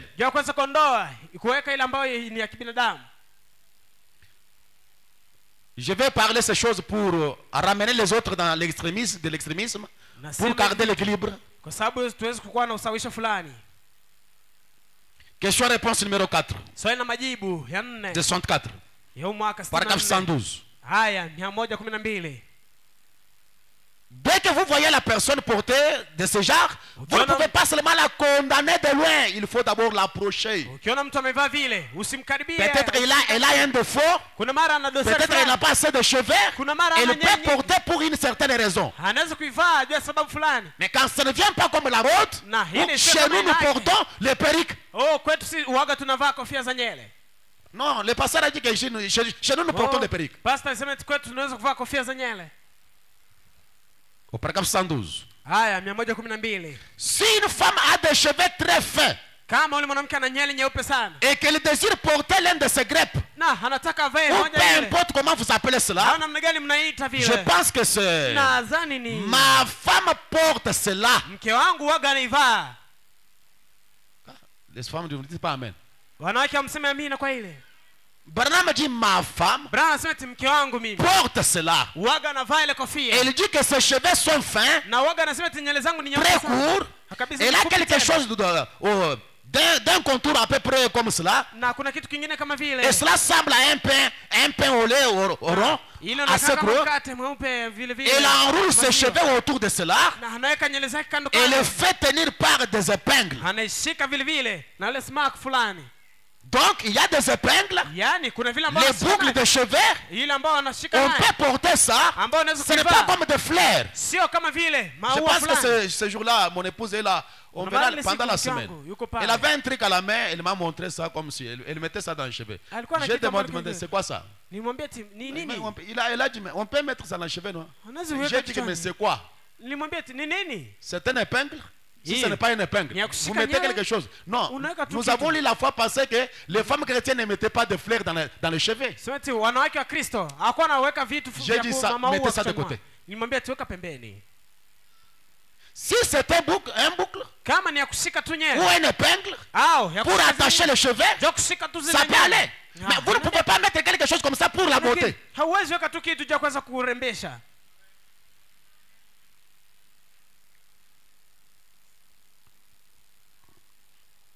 Et maintenant, à mon avis, cela ne cause pas aucun problème aussi longtemps que vos cheveux sont longs. Mais à cause de quelque chose qui était sur son contour ici, elle cachait ça. Elle portait les postiches pour cacher ça. La femme de qui? La femme de qui? De Branham. Vous ne soyez pas très simple que le messager lui-même. Je pense qu'il y a des jeunes gens ici qui en font beaucoup de problèmes. Soyez un peu équilibrés.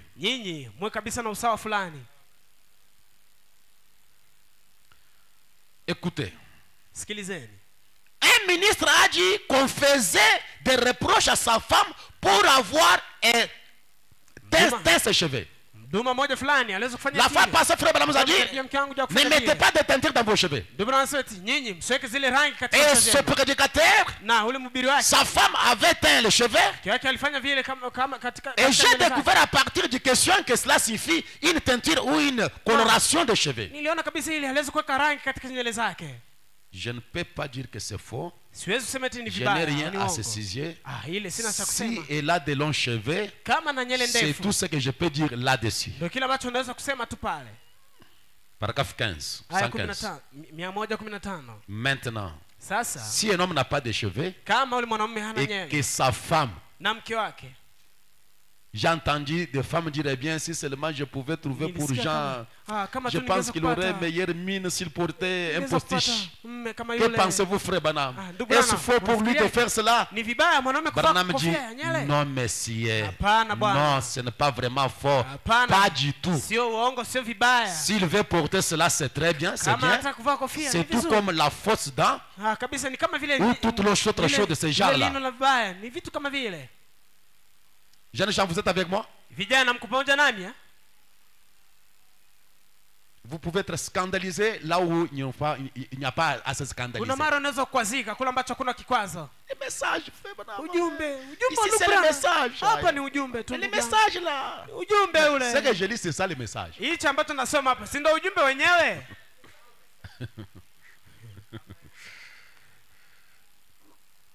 Il y a une raison pour laquelle on fait quelque chose. Dieu regarde les motifs. Il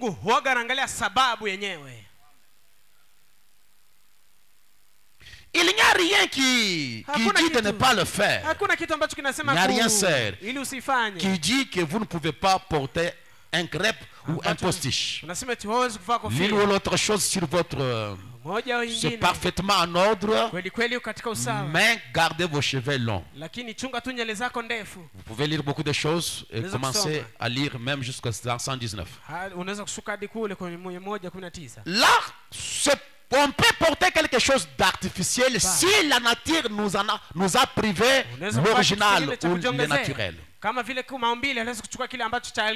Maintenant, je vais tourner à une autre côté ou un autre côté. Le pourquoi nous venons à l'église.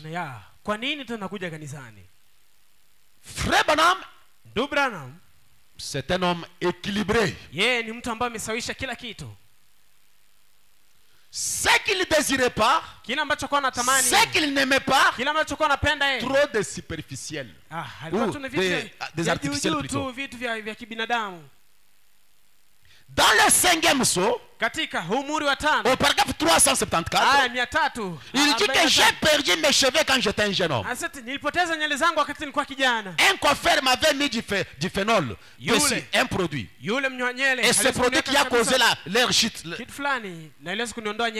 Quand j'étais encore tout jeune, il est allé dans un salon de coiffure et le monsieur a placé un produit sur sa chevelure et cela a fait que les cheveux ont commencé à tomber. Et depuis ça a toujours été un peu un problème pour moi. Je m'enrime très vite parce que mon cuir cheval est assez fragile, vous savez. La racine du cheveu est encore là, mais comme les cheveux ont été brûlés par le phénol, ils ne peuvent plus pousser, vous voyez. Je suis allé. Mon épouse, il y a bien des années, nous sommes allés pour que je me procure un postiche que je devais porter, un petit postiche que je devais mettre pour me couvrir la tête. Mais j'ai toujours eu honte de le porter parce que ça a l'air artificiel. Branham avait honte de porter parce que ça avait l'air artificiel. Et frère Branham dit, je ne voulais rien d'artificiel. Porter quelque chose d'artificiel, ça ne fait pas plaisir à la personne qui la porte. Vous les femmes, vous êtes avec moi? Vous, quand vous portez les artificiels, vous êtes content de ça. Il y a quelque chose qui ne va pas. Bien qu'il pouvait porter ce postiche, cette petite perruque là, il n'était pas content de ça. Ça lui gênait. Il en avait honte. Béni soit le nom du Seigneur. Et nous avons déclaré dans le message la brèche entre les 7 âges de l'église et les 7 sceaux. Frère Branham détestait la ville de Floride. Au paragraphe 114, je déteste la Floride où ils ont ces palmiers artificiels. J'aime bien voir les crocodiles en train de donner des coups de gueule de la nature sauvage que de voir tous ces miracles et ces trucs qu'ils font dans notre Hollywood. Donc il détestait. Il n'aimait pas la ville de Floride à cause des palmiers artificiels. Ça ne lui plaisait pas. Il voulait voir les choses originales, les choses naturelles, les arbres naturels, les palmiers naturels. C'est ça que nous voulons aussi voir ici. Que votre nature soit propre, vos cheveux soient propres, vos visages soient propres, que vous soyez naturel. Branham déclare, je veux que mes sœurs soient jolies, mais qu'elles le soient d'une manière naturelle. N'appliquez pas beaucoup de choses, des artificiels. Ça ne vous fera pas avancer. Quand Branham emportait, il en avait honte.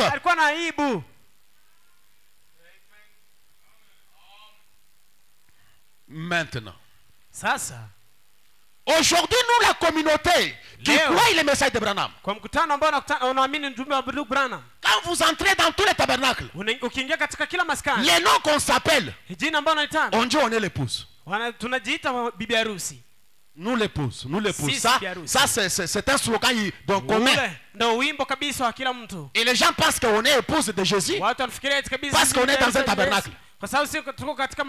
Quand vous entrez dans un tabernacle, grand ou petit, avec les 3 photos comme nous en avons ici, on est dans l'épouse. Ça peut être une épouse artificielle.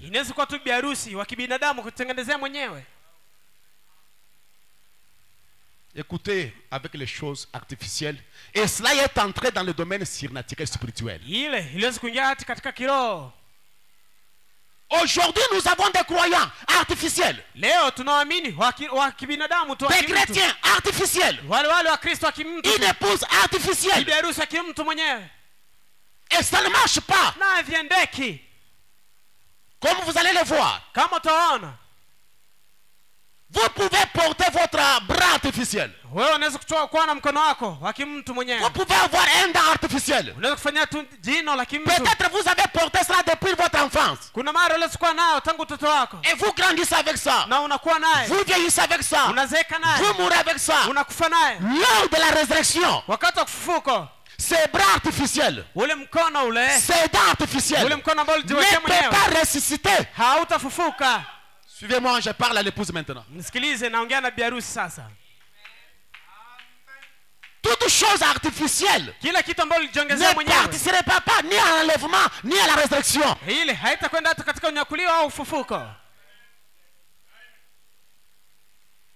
Béni soit le nom du Seigneur. Je suis dans les noces de l'agneau. Prêchant 41. Si vous n'avez pas de dents, vous pouvez utiliser des fausses dents. Mais à vrai dire, ces dents-là ne font pas corps avec vous.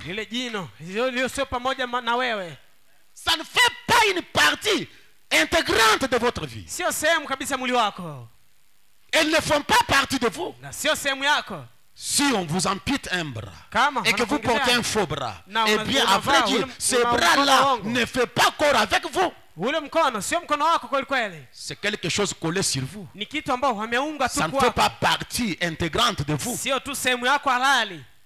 Et quand nous faisons une promesse à Christ, si nous ne devenons pas une partie de lui, comme une femme devrait devenir une partie d'un homme, un homme une partie de la femme, alors nous sommes des chrétiens artificiels. Et c'est ce genre de chrétiens qui remplissent le tabernacle aujourd'hui. Ils ne font pas partie de Christ. Ils ne font pas partie de la parole. Ils la confessent. Ils marchent avec la parole. Mais ils ne peuvent pas être une partie de la parole. Ce sont des chrétiens artificiels. Frère Banamji, vous n'êtes pas réellement marié à cette femme. Il se peut que vous soyez loyal. Si vous n'aimez pas votre mari, quand il atteint l'âge de 70 ans, et que vous ne l'aimez pas comme au début, alors en réalité, vous êtes simplement en train d'élever ses enfants. C'est ainsi que sont les églises. Beaucoup d'entre elles aujourd'hui, nous portons simplement le nom d'église chrétienne, prétendant être l'épouse, alors que c'est artificiel. Nous n'avons pas du tout de lien avec Christ. Alléluia. Nous sommes comme une dent artificielle. Un bras artificiel. Un œil artificiel. Oui, eh bien, vous ne pouvez pas simuler le christianisme. Vous devez en faire une partie. Et alors, il y a une église qui est simplement artificielle, qui porte le nom de l'église de Christ. Et bien alors, les enfants qui naissent de cette même organisation n'en font pas partie. Ils ne sont pas des enfants de Christ. Des enfants dénominationnels et non des enfants de Christ. Si une femme n'est pas liée en toute franchise à un homme, alors ce dernier n'est pas son mari. C'est tout simplement un homme à qui elle fait un vœu qu'elle vivra avec lui. Elle a donc fait un faux vœu. Elle avait promis de l'aimer. Et elle a dit qu'elle l'aimait, mais elle ne l'a pas fait. L'homme est continuellement trompé. Mais une chose est certaine, mes amis, nous n'allons pas tromper Christ. Il connaît les siens. Vous ne pouvez pas tromper Christ. hauwezi kumdanganya Kristo. Vous devez être une partie de l'évangile. Unapaswa kuwa sehemu ya Injili. Vous devez devenir une partie de sa parole. Unapaswa kuwa sehemu ya neno Vous lake. devez former un corps avec lui. Unapaswa kuunga mwili pamoja naye. Esprit de son esprit, Kwa roho parole de sa parole, neno os lake. de ses os, chair de sa chair, Mfupa mfupa wake, mwili wa mwili wake. nature de sa nature. Tabia yake.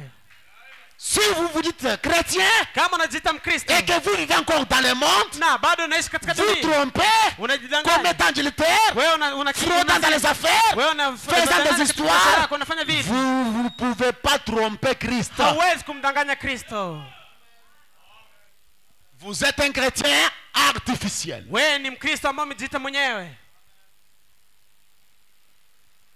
Béni soit le nom du Seigneur. Jina la Bwana libarikiwe. Le frère Branham dans les messages présumés. Na ndugu Branham katika mahubiri kuzania. Prêché le 17 janvier 62. Huu mwaka 62. Au paragraphe 258. Hadi 252. Jusqu'à 262. Hadi 52. Mais je lis en sautant. Lakini naruka sana nikisoma kwa. Si votre bras est amputé, kama mkono wako 259, qu'on vous donne un bras artificiel. 259. C'est un substitut. Mkono mwingine wanakupa. Si vous portez un gant, c'est tout à fait bon de le faire. Mais ce bras artificiel ne reviendra jamais. Rien d'artificiel ne reviendra donc à la résurrection. Et le chrétien artificiel ne résistera donc pas. Le chrétien artificiel ne ressuscitera pas.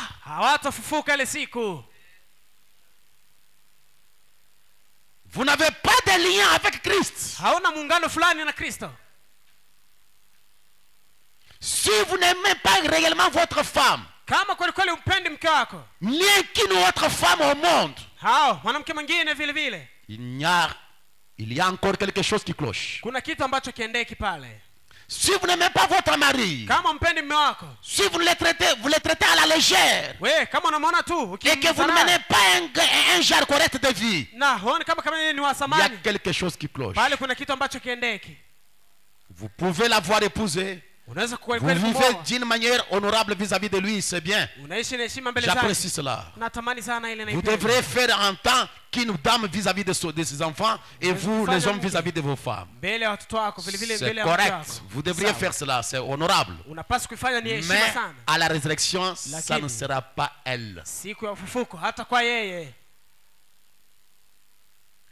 Vous vivez avec une femme qui ne vous traite pas comme son mari.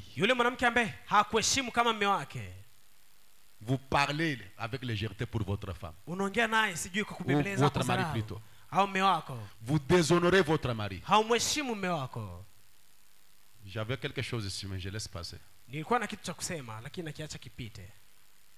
Une femme qui déshonore son mari, elle ne mérite pas qu'on vive avec elle. Un homme capable n'entend pas le conseil du pasteur. Si votre femme vous déshonore, chassez-la.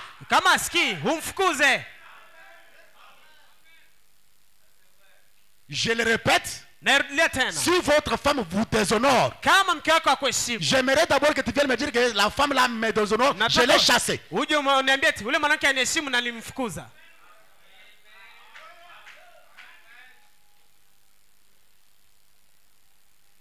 Si une femme est pareille, si vous mourrez tous, à la résurrection, elle ne sera pas votre femme.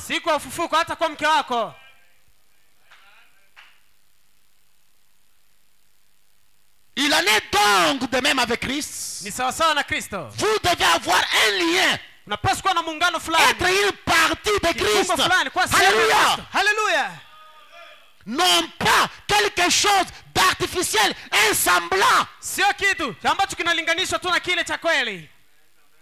je crois le message, je dois devenir moi-même le message. Branham déclare, vous devez devenir une même chose avec la chose qui vous intéresse.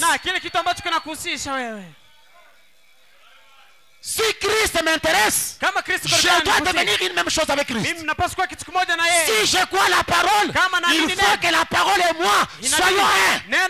Comme on nous a dit la fois passée, Branham me regarde Meda. Il dit que Meda, je t'aime beaucoup.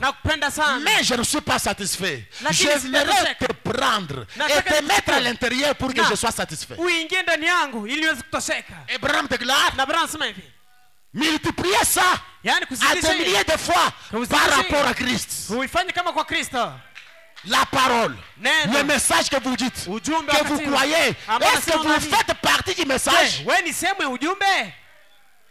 Est-ce que vous et le message, vous êtes devenus un? Vous et Christ, êtes-vous devenus un? Les choses artificielles ne parviendront pas dans la résurrection. Un chrétien de nom, un chrétien de forme, un chrétien qui n'est pas amoureux de la parole. Le véritable christianisme, c'est quand on croit la parole avec son cœur, avec son âme, avec son esprit et tout ce qui est à l'intérieur. Alléluia. Alléluia. Beaucoup sont des artificiels. Et ces artificiels nous donnent beaucoup de travail. Des choses à trancher aujourd'hui, trancher demain. Des choses artificielles. Des mariages artificiels. Vivez seulement comme ça. Toutes les erreurs seront rectifiées de l'autre côté. Je répète les bandes. Nous n'avons pas le temps de rectifier ces choses-là. Mais sois sûr que cette femme-là, cet homme-là, ne fait pas partie de vous à la résurrection. Ça ne sera pas le cas.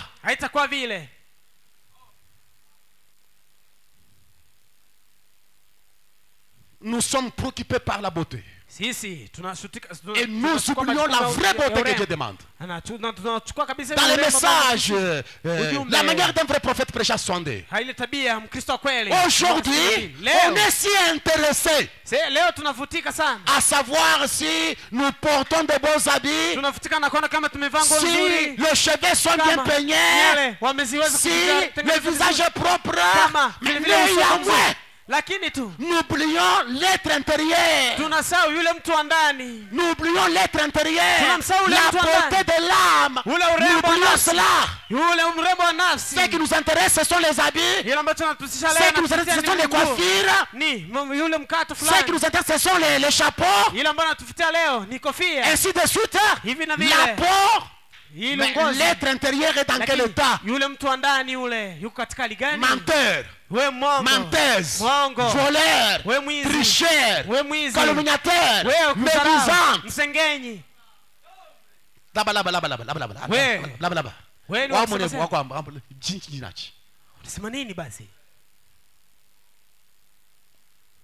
Vous êtes qui?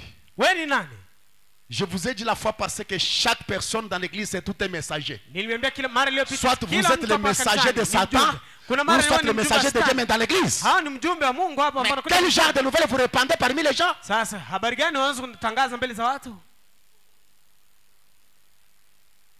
dont nous avons besoin, c'est la vraie beauté de la parole exprimée dans le croyant. Alléluia. Alléluia.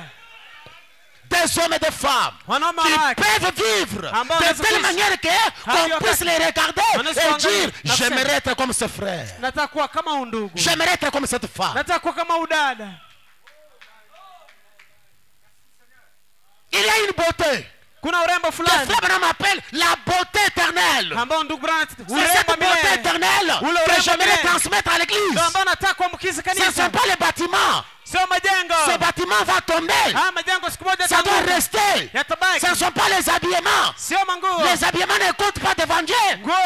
Car en tout et pour tout, les habits n'entrent pas dans la présence de Dieu.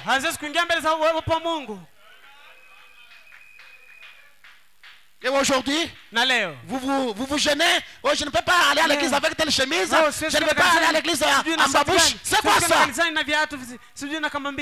Est-ce qu'à l'église on vient pour montrer ce que nous portons? On vient montrer les robes de Turquie et de France à l'église.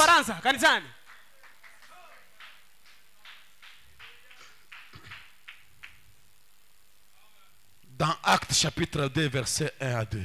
Katika Matendo sura ya pili. Le jour de la Pentecôte, ils étaient tous ensemble dans la même lieu.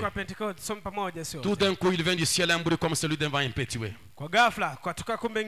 Et il a rempli toute la maison où ils étaient assis. Actes chapitre 2.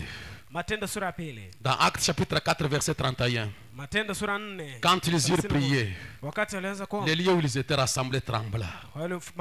Ils furent tous remplis du Saint-Esprit et ils annonçaient la parole de Dieu avec assurance. Retenez Actes chapitre 2 et Actes chapitre 4. Branham appelle, c'est ça la beauté de l'église. C'est ça la beauté de l'église. C'est cela la beauté qui nous intéresse. Comme ils priaient, ils furent tous remplis du Saint-Esprit. Ils priaient, les lieux où ils étaient assis tremblants. Ils furent baptisés du Saint-Esprit. Mon ami, affichez-moi l'homme le plus méchant de Santa Maria.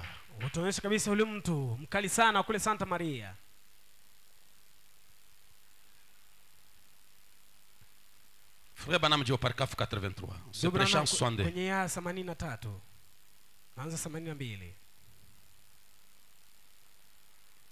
L'unique moyen pour vous de recevoir la vie, c'est par une naissance. Mais chaque naissance, c'est un cachet. Cela produit la vie. Et les gens essayent d'éviter cela. Ils ne veulent pas ôter les manicures de leur visage. Certains d'entre elles, ou comment vous appelez cette affaire-là, ce n'est pas la manicure, les mascaras, c'est ça. Je ne connais pas cette sottise. Vous paraîtriez de loin plus joli si vous mettiez pas cela. Si vous essayez un peu d'acte D avec Acte chapitre 4, Branham dit, cela dépassera tous les produits de Max Ford puisse jamais fabriquer. Acte D, Acte 4, ça dépasse tous les produits de beauté qu'on ait jamais fabriqué. Branham dit, je vous le garantis, si seulement vous essayez un peu de cela, ça sera une beauté éternelle. Une beauté. Sœur, regardez-moi, une beauté. Une beauté. Une beauté. Cherchez ça. Cherchez ça. Préoccupez-vous de ça. Matukonso. Mwinjila. À 30 minutes. Miroir. C'est quoi ça? Cherchez la beauté éternelle. Vous savez, tel que vous êtes là. Si on vous ajoute encore 30 ans. Si on déforme là, on essaye de jouer avec votre visage là. 10 ans après, 20 ans après, 30 ans après, et on vous montre maintenant 40 ans après ce que tu deviendras. Tu vas fuir. Tu vas fuir.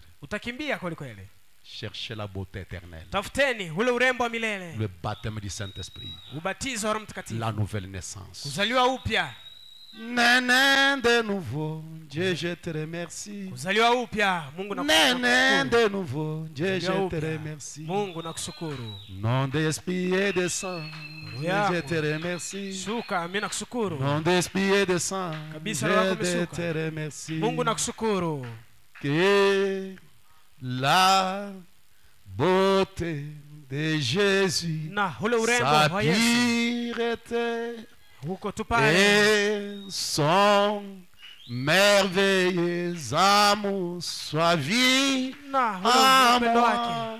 Oh toi, Esprit divin, remplis toute toute ma nature et que la beauté de Jésus soit vie à moi. C'est ça la beauté. Vous savez, séparez-vous seulement avec quelqu'un avec dans un intervalle de 5 ans. Et vous allez découvrir qu'il y a un changement. Vous êtes en train de changer.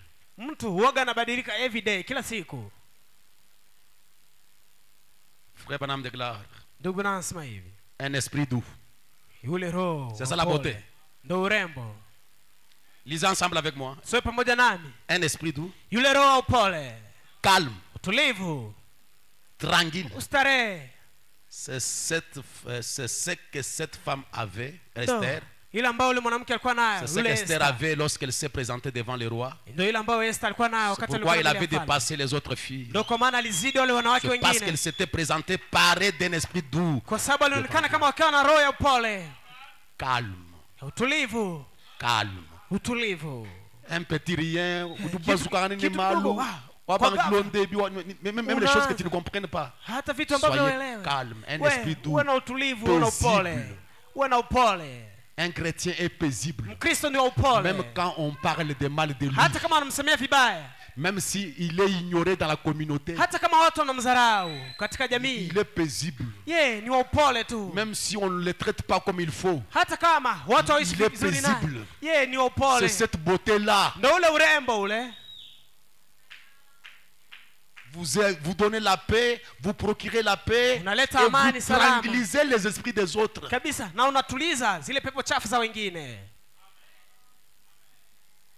C'est cette beauté-là que j'aime voir. Ce sont les vêtements blancs dont la Bible déclare dans l'Apocalypse. Frère Branham déclare dans le départ soudain, alors que je vous demanderai de vous tenir debout. Au paragraphe 128. Voyez-vous donc, il y a une préparation à faire. Vous vous préparez en vous joignant à une église ou autre chose. Ce n'est pas tout ce qui est exigé. Vous devez avoir de l'huile dans votre lampe. Voyez, rien qu'avec vos ornements vous dites nous construisons une grande église, nous appartenons à une meilleure dénomination, nous allons nous procurer quelque chose de grand orgue, et ainsi de suite. Nous fabriquerons des sièges somptueux. Ce n'est pas ce que Dieu exige. Nous sommes notre église la plus meilleure église, la plus belle de l'église. Ce n'est pas ce que Dieu exige. Nous avons de meilleurs instruments. Ce n'est pas ce que Dieu exige. Nous avons un bon emplacement de l'église. Ce n'est pas ce que Dieu exige. Frère Branham déclare, Frère Branham dit, ce que Dieu exige, c'est la justice de son fils Jésus-Christ. Voilà les vêtements. Le vêtement blanc dont elle s'est séparée, c'est la justice des saints. Alléluia. Jésus par ton sang précieux, blanc, plus blanc que la neige. Lave-moi dans le sang de l'agneau, et je serai plus blanc que la neige. Blanc, blanc, plus blanc que la neige. Que toute trace d'équipabilité, toute trace du péché sorte de mon cœur. Que le Saint-Esprit soit dans mon cœur. C'est la beauté éternelle.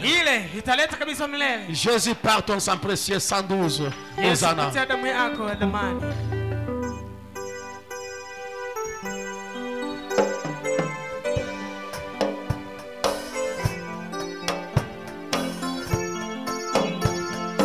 Quel est l'état de votre cœur ce matin?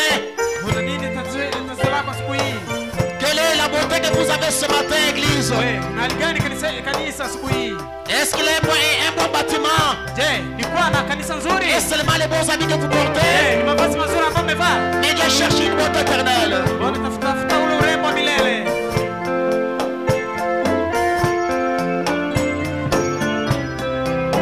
Je crois cela. Une église artificielle aussi artificielle n'entrera pas dans la gloire.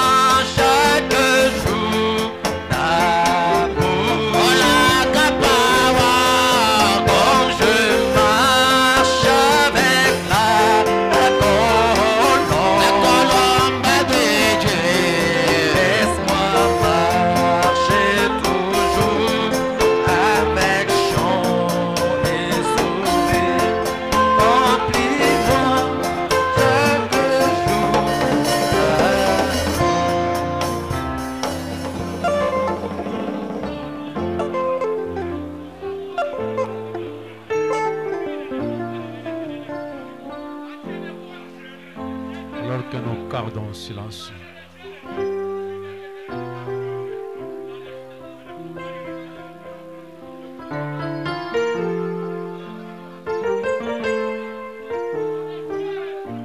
Quel genre de chrétiens et de croyants sommes-nous?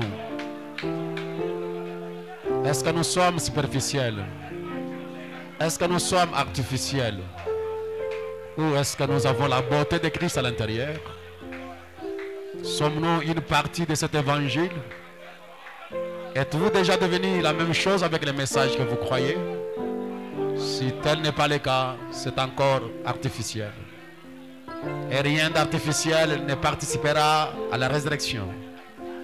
Alors que nous appelons honorable Nathan de pouvoir venir offrir la prière.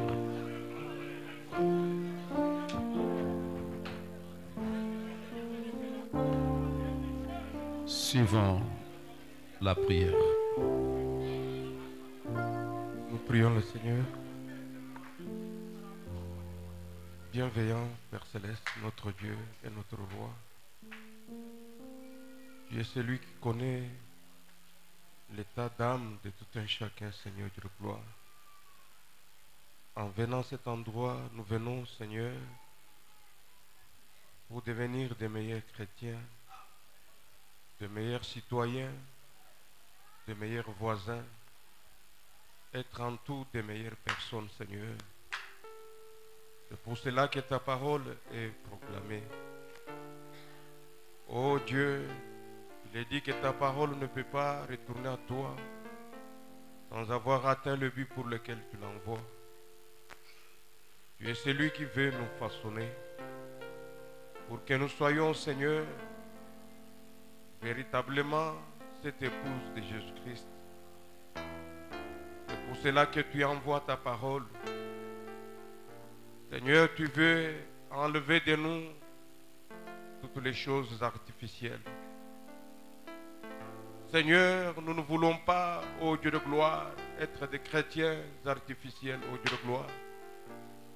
Cela a été condamné par le moyen de la parole, Seigneur. Laisse-nous être des chrétiens solides, des chrétiens authentiques, des croyants authentiques, Seigneur Dieu de gloire, ô Dieu. Tu nous as dit que les choses artificielles vont tomber l'un de ces jours. Seigneur Dieu de gloire, laisse-nous aspirer à ce qui est authentique. Puissions-nous, ô Dieu de gloire, avoir la religion authentique, le christianisme authentique, une vie plus rapprochée de toi, ô Dieu de gloire. Puissions-nous avoir des dons authentiques parmi nous. Seigneur Dieu de gloire, que tout soit authentifié comme étant vrai. À cause de cela, Seigneur, que ta parole s'enfonce dans nos cœurs, qu'elle devienne vie, qu'elle devienne une expérience, Père éternel, ô Dieu de gloire. Dieu de grâce, laisse-nous nous accrocher à la parole, Père. Et l'assemblée est très dure, Seigneur Dieu bien-aimé, mais c'est la vérité. Puissions-nous l'accepter, Seigneur, la mettre en pratique, ô Dieu de gloire, et voir le Dieu réel, Père éternel, parmi nous, Seigneur. À cause de cela, Seigneur, que la foi s'élève, Seigneur Dieu de gloire, pour croire en ce que tu as dit, ô Dieu bien-aimé. Car c'est pour notre bien, Seigneur. À cause de cela, Père, au nom de Jésus-Christ, nous avons ainsi prié. Amen. Amen.